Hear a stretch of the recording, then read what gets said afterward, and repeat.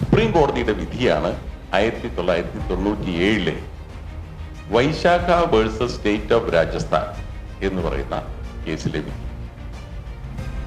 അപ്പൊ ആ കേസിലാണ് ആദ്യമായിട്ട് ഈ സെക്സ്വൽ ഹരാസ്മെന്റ് എന്ന് പറയുന്നത് എന്താണ് എന്ന് സുപ്രീം കോടതി നിർവചിക്കുന്നതും.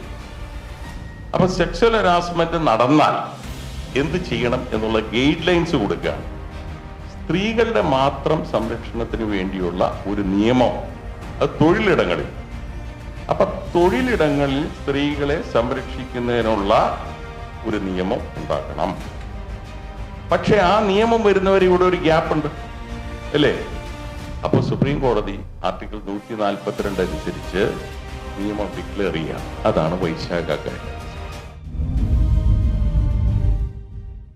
ഈ ആക്ടിനെ കുറിച്ച് ഒരു സമഗ്രമായിട്ടുള്ള ഒരു മുഴുനീള